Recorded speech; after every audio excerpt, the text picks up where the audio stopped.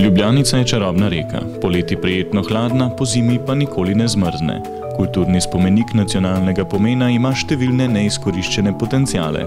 Turistični razvoj, promocija krajinskega parka in osveščanje prebivalstva o problematiki reke so razlog za izdelavo strokovnih podlag za plovnost Ljubljanice pod koordinacijo Regionalne razvojne agencije Ljubljanske urbane regije. Vendar v tem trenutku je na tej reki precej kaosa. Zato, ker se zadeve dogajajo, promet se razvija in turizem se razvija stihijsko in tu je potrebno narediti red. To je ena zadeva. Druga zadeva pa je, da je to res neizkoriščena priložnost. Priložnost za turiste, za številne druge dejavnosti in nekako v regiji dokazujemo, da ko strnemo moči, da se potem ta razvojni potencial bolje izkoristi. In tako smo tudi v tem primeru potem obiskali najprej vsako občino, posamične deležnike in potem smo pač rekli, dajmo, probamo skupaj, no in sedaj imamo vizijo, zdaj pa jo moramo udejaniti.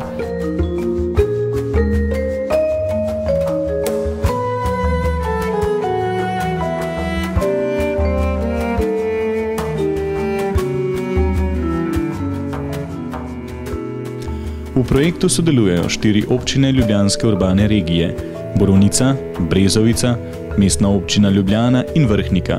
Viri financiranja pa so občinski, državni in evropska sredstva.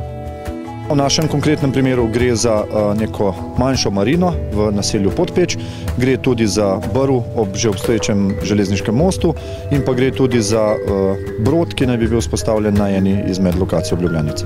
S tem projektom smo uspeli do neke mere poenotiti zelo nasprotujoča si stališča različnih deležnikov, ki jih pač ta plovba po Ljubljanici tangira.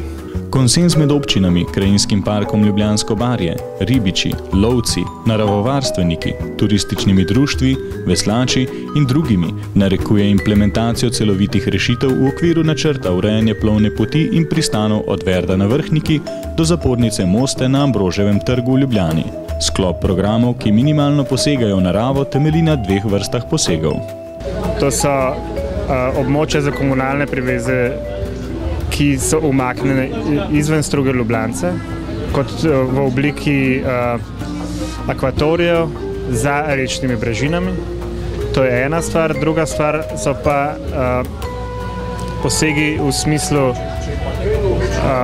priveznih mest, ki smo jih zasnovali kot splave,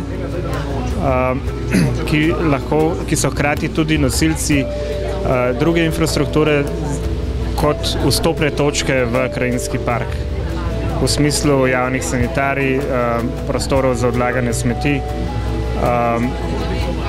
in seveda informacijske točke, ki se lahko razširijo z drugimi programi ali pa kot samo servisna točka v stiku reke Ljubljance z krajinskim parkom. Zaradi številnih pozitivnih učinkov implementacije strokovnih podlag za plovnost Ljubljanice, deležniki projekta računajo na čimprejšnjo vzpostavitev konstruktivnega dialoga s pristojnimi državnimi institucijami.